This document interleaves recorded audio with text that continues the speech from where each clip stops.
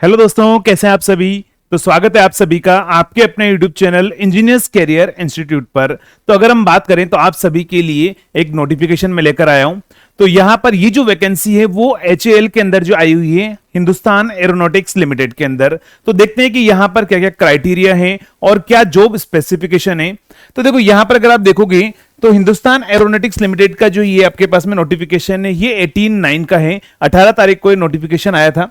और इसमें अगर आप देखेंगे तो यहां पर जो वैकेंसी आई हुई है वो किस किस ब्रांच के अंदर है। तो अगर हम बात करें, एक तो हमारे पास में electronics, electrical, mechanical and chemical के अंदर है।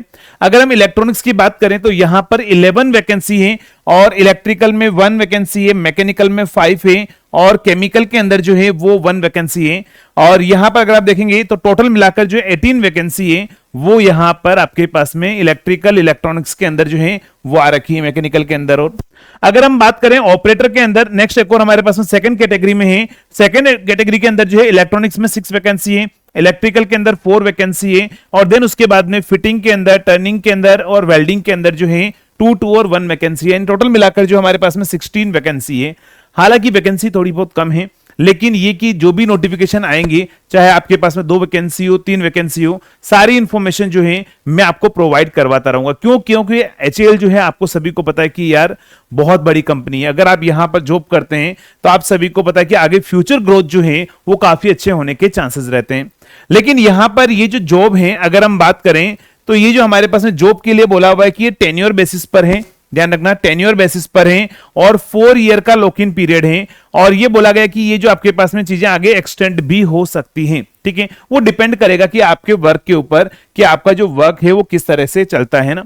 नेक्स्ट अगर हम बात करें यहां पर तो इसके अंदर अगर हम बात करते हैं नेक्स्ट पोस्ट के अंदर, मैंने क्या बोला, केमिकल ऑपरेटर के अंदर जो है टोटल नंबर ऑफ वैकेंसी जो है ये ध्यान रखना, ये अनफिल्ड पोस्ट डिटेल्स हमारे पास में दे रखी है, जिसमें ऑपरेटर के अंदर 44 है, 44 टोटल वैकेंसी है इलेक्ट्रॉनिक्स के अंदर। नेक्स्ट अगर हम बात करें इलेक्ट्रोप्लेटिंग के अंदर, ऑपरेटर लैब के अंदर जो है यहां पर 2 वैकेंसी है और ऑपरेटर वेल्डिंग के अंदर जो है 1 वैकेंसी। यानी कि अगर मैं बात करूं इलेक्ट्रॉनिक्स वालों के लिए बहुत सारी वैकेंसी है यहां पर आई हुई है। तो मेनली इलेक्ट्रॉनिक्स वाले जो भी स्टूडेंट हैं वो आप यहां पर फॉर्म फिल कर सकते हैं।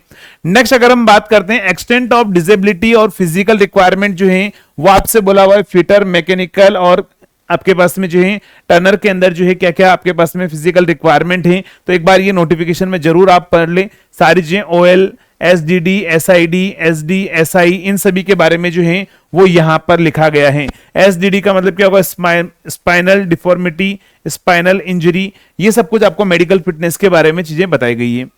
अगर हम बात करते हैं क्वालिफिकेशन की मेनली, तो देखो क्वालिफिकेशन में जो है ऑपरेटर इलेक्ट्रॉनिक्स के अंदर 3 ईयर का रेगुलर डिप्लोमा आपके पास में होना चाहिए। क्या बोला मैंने, ऑपरेटर इलेक्ट्रॉनिक्स D6 जॉब के अंदर जो है वो आपके पास में 3 ईयर का डिप्लोमा होना चाहिए। नेक्स्ट अगर हम बात करें ऑपरेटर इलेक्ट्रॉनिक्स D5 के अंदर जो है अगर हम बात करते हैं तो यहां पर हमारे पास में इलेक्ट्रॉनिक्स प्लस NSC के अंदर जो है 2 ईयर का ITI आपके पास में होना चाहिए।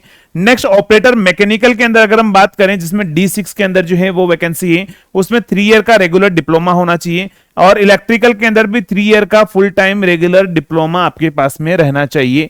ऑपरेटर इलेक्ट्रिकल के अंदर स्केल 5 में अगर हम बात करें तो 2 ईयर का ITI का आपके पास में टेन्योर दिया गया है। तो इलेक्ट्रिकल में तो यहां पर एक ही वैकेंसी है, बट इलेक्ट्रॉनिक्स वालों के लिए बहुत सारी वैकेंसी है। बाकी फिटिंग, टर्निंग, वेल्डिंग के स्टूडेंट जो भी हैं अगर देख रहे हैं इस वीडियो को तो वो भी यहां पर देख सकते हैं आपकी रिक्वायरमेंट के बारे में कि आपकी जो है जॉब कितनी है ना। नेक्स्ट अगर हम बात करते हैं इसके बारे में एज लिमिट, तो अपर एज लिमिट जो है वो 28 है, ध्यान रखना अपर एज लिमिट कितना है, 28 आपके पास में है। और उसके बाद में अगर हम बात करें ये किसके लिए, ध्यान रखना अनरिजर्व कैटेगरी के लिए। बाकी अदरवाइज एज रिलैक्सेशन है वो तो आपको मिलेगा ही मिलेगा। तो एज रिलैक्सेशन जो है वो भी यहां पर दिया हुआ है, 5 ईयर दिया हुआ है आपके पास में SC ST कैटेगरी के लिए, 3 ईयर जो है वो OBC NCL के लिए दिया गया है। तो एज क्राइटेरिया भी आपको यहां पर बता रखा है क्या क्या है। अब हम बात कर लेते हैं नेक्स्ट हमारे पास में क्या होगा। नेक्स्ट हम बात करते हैं यहां पर टेन्योर ऑफ एंगेजमेंट। देखो टेन्योर ऑफ एंगेजमेंट में अगर हम बात करते हैं यहां पर लिखा हुआ है कि selected candidate will be engaged on the tenure basis of period of 4 years, है ना। ध्यान रखना यहां पर क्या बोला हुआ है, 4 ईयर का टेन्योर बेसिस है and the engagement is not against permanent vacancy, it will not entail any candidate to claim for the regular and permanent employment in future. उन्होंने बोला हुआ है कि हम ऐसा कोई भी क्लेम नहीं करते हैं, ऐसा नहीं बोलते हैं, प्रॉमिस नहीं करते हैं कि आपको फ्यूचर में परमानेंट कर दिया जाएगा। तो ये बोला था tenure will come to an automatically on the completion of 4 year from the date of joining. जब आप ज्वाइन करते हो तो आपके पास में 4 साल बाद जो है वो आपका टाइम ऑटोमेटिकली कंप्लीट हो जाएगा। However based on the organisation requirement and the performance of the candidate, मैंने आपको ये बोला है कि आपकी परफॉर्मेंस और रिक्वायरमेंट उस टाइम पर क्या होती है कंपनी की, उसके बेसिस पर जो है वो आपका टेन्योर पीरियड जो 4 ईयर का है वो आपके पास में मैक्सिमम आपके पास में क्या होगा, extended by the further maximum period of 4 year, और आपके पास में एक्सटेंड कर सकते हैं। तो यानी कि अगर आप 4 साल अच्छे से आप काम करते हैं तो अगले 4 साल और इस पीरियड को जो है वो एक्सटेंड किया जा सकता है। तो ये इन्होंने बोला गया है यहां पर, है ना। तो यहां पर आप देख सकते हैं जिसको भी अगर फॉर्म फिल करना है कि सर ठीक है 4 साल के लिए जॉब मिल रही है, साथ में प्रिपरेशन करके जो है वो क्या कर सकता हूं, तैयारी करके दूसरा जॉब भी ले सकता हूं, तो वो भी आप अप्लाई कर सकते हैं ना। नेक्स्ट अगर हम बात करते हैं यहां पर इसके बारे में, और जो पे स्केल है वो कितना ध्यान रखना, पे स्केल जो है वो 22,000 रुपए C5 के अंदर, स्केल C5 के अंदर, और 23,000 रुपए जो है वो किसमें, D6 के अंदर आपको बोला गया है। इसके अलावा आपके पास में थोड़े से अलाउंसेस और भी दिए गए आपके पास में। डीए जो है at applicable at the rates. Next क्या होगा आपके पास में, जो भी rate HRA, DA, perks, lump sum जो भी आपको है वो चीजें और एक्स्ट्रा यहां पर आपको मिलने वाली है। ठीक है, तो ये सारी आपके पास में इंफॉर्मेशन है। अब हम बात कर देते हैं यहां पर सिलेक्शन प्रोसेस क्या होगा। तो देखो सिलेक्शन प्रोसेस जो है इसने बोला हुआ है कि यहां पर रिटन टेस्ट होगा, आपका रिटन टेस्ट आपके पास में होगा।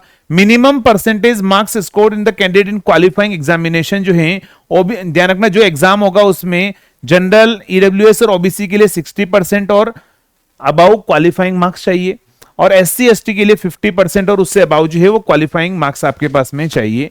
इसके बाद में ध्यान रखना आपसे क्या बोला हुआ है, if the number of candidate with the above percentage of the marks are large number then the company sir right to decide the cut off percentage for calling candidates for the written test, है ना। इन्होंने बोला है कि जो भी आप apply करोगे पहले हम क्वालिफाइंग मार्क्स देखेंगे यहां पर, उसके बाद में हम रिटन टेस्ट भी करवा सकते हैं।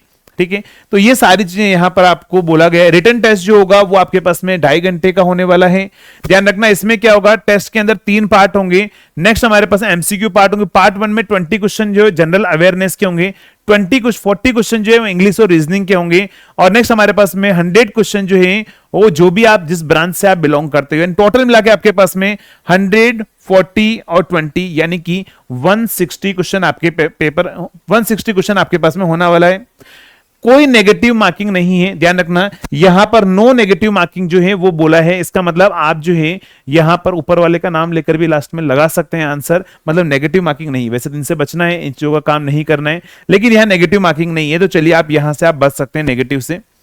नेक्स्ट उसके बाद में अगर हम बात करें, जो भी कैंडिडेट हैं आप रिटन टेस्ट में जाएंगे तो खुद की कॉस्ट पर जाएंगे।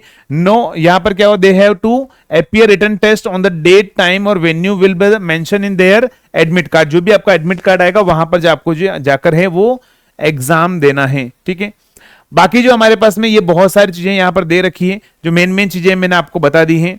कैसे अप्लाई करना है, तो आपको HL की वेबसाइट पर जाना है, वहां पर जाकर आपको जो है वो अप्लाई कर देना है इसके अंदर।